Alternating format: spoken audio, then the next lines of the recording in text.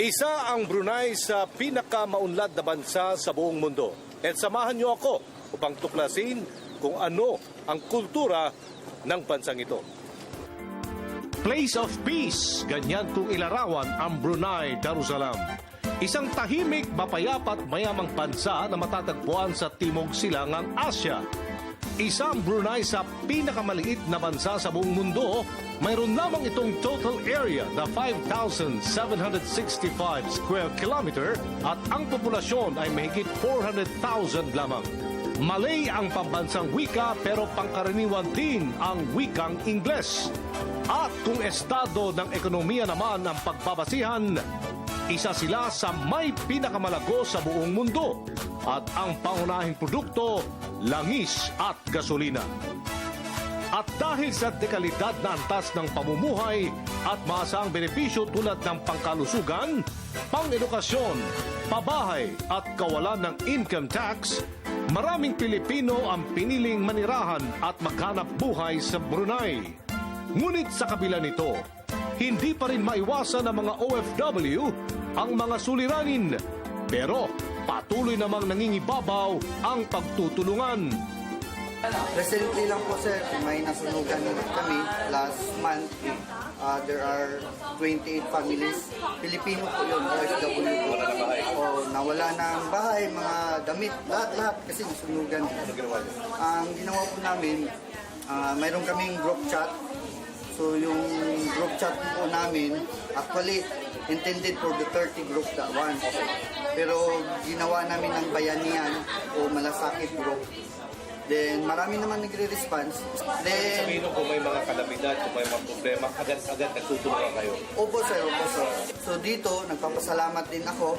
Isa sa mga kaibigan ni Madam Cathy de la Cruz Lupaya. During the time na naghanap ako ng mga para sa fundraising sa 5 victims, agad-agad siyang nag-responde. Kadalasan, pag may mga namatayan kami dito, hindi na kami pumupunta sa embahada namin. Wala na kaming ibang pupuntahan, kundi pag may patay, pupunta kami agad ni Kathleen Dubaya kasi sagot niya yung libingan niya. Okay, paano nyo naman nalalabanan ng lungkot dito? Sani, no? Malayo ko sa pamilya sa Pilipinas. Oo nga, ito nga ang kalaban namin, being sa OFW. Ito talagang kalaban namin yung lungkot sa pamilya namin. So, then mahirap din kami magtipon-tipon dito kasi mateknikal kami kasi this is a Islamic country. So, bawal magtipon-tipon to more than 10. So, ang ginagawa lang namin, matigas na talagang ulo ang mga Pilipino. Isa din sa mga matigas namin ng ulo, si Ma'am Cathy, mag-gathering yan, mag-gather ng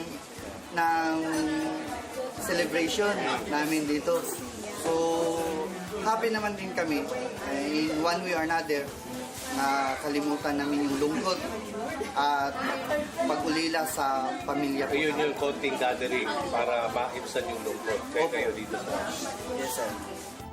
Bagamat hindi pangkaraniwan ang pagdiriwang ng Pasko dito, bilang ito ay isang Muslim country, sa simpleng paraan ay nagagawa pa rin ng ating mga kababayan na magtipon-tipon at magsaya sa Kapaskuhan. Kami mga Pilipino dito ay nagtitipon-tipon.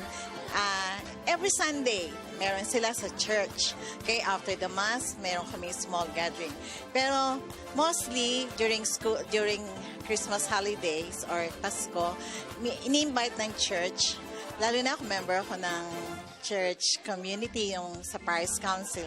We try to invite all those migrant workers and their families to join us in this gathering.